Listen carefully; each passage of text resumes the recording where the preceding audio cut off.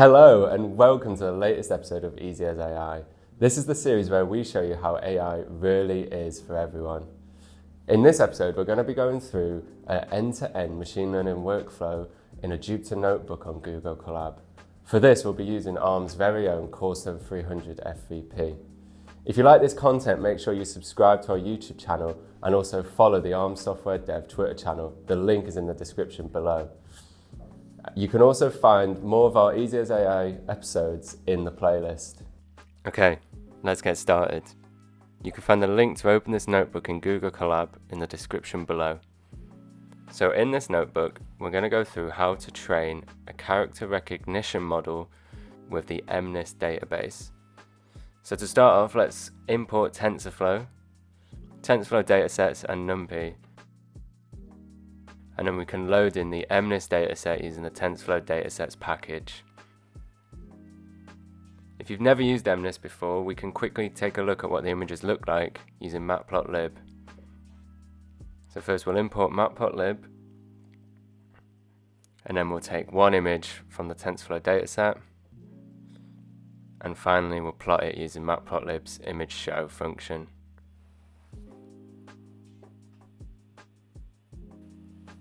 Now the MNIST dataset comes in unsigned int8 format, so the first thing we're going to do is turn that into floats by dividing by 255. That will put in the scale between 0 and 1. Now we'll apply this normalize function to our dataset, and we'll create batch sizes of 128 ready for training. We then create a simple convolutional neural network using Keras sequential, and finally we'll train this for one epoch.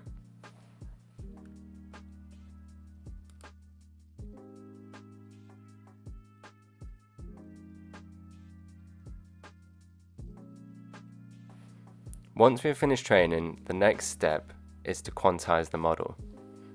The Ethos-U 55 supports int8, unsigned int8, and int16 operations. To quantize the model into these data types, we'll use TensorFlow's model converter. To use the model converter, we first have to create a generator function. This generator function aims to create a representation of the dataset.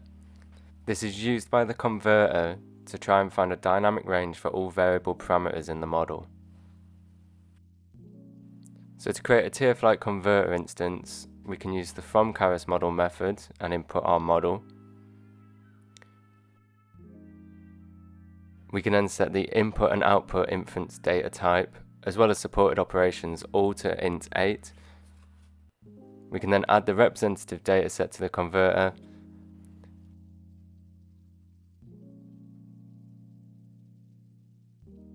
and finally convert.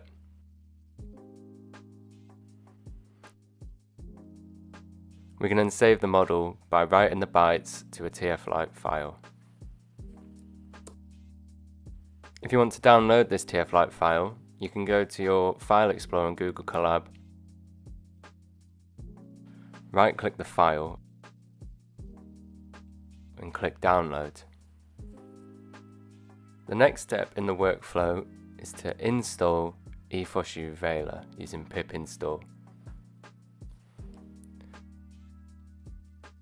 The Velar compiler is a tool used to compile a TensorFlow-like for microcontrollers neural network model into an optimized version which can run on an embedded system containing an ARM Ethos-U MPU.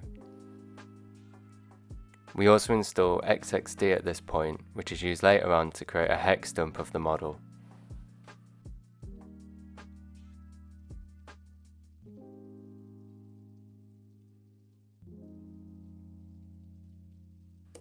We can then run the Velar command line interface with a shell cell. You can specify the accelerator config you want for your Ethos-U 55. In this one we're just using the one with 256 max. The Velar compiler will have created a folder called output in your File Explorer, where you can find the compiled version of the TF-like model, as well as a CSV which gives more information.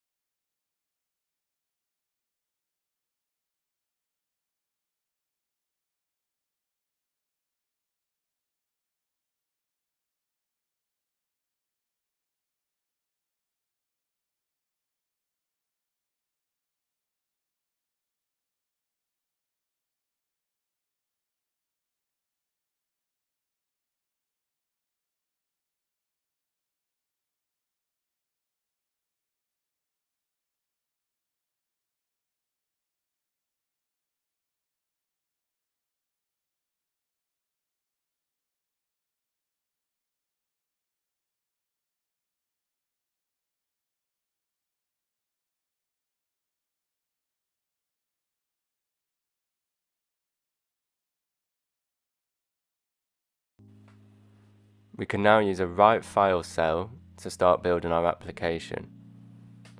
This application is going to be quite a simple one. We're going to load in the model.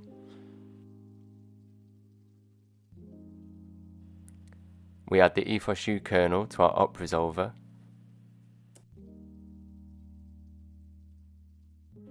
We're going to load in the input data that we wrote to a header file earlier. We're going to make a prediction on the input data, and then we're going to compare each individual expected output with the output from the model. To build this application, we're going to write a makefile. Inside this makefile, we're going to include the required includes, as well as linking the libtensor microlite library. We then run the make command to build this application. And finally, we can deploy it on the Corestone 300. When we generated the library earlier, TensorFlow downloaded the Corestone 300 for us inside the TF-Lite repository.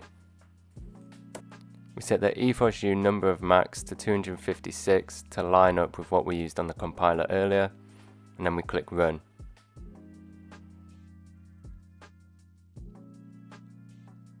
As you can see, all tests have passed.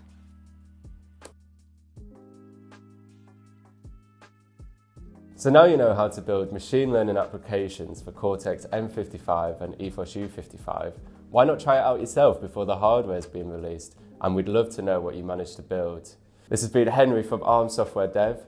Thanks for watching, and I'll see you next time.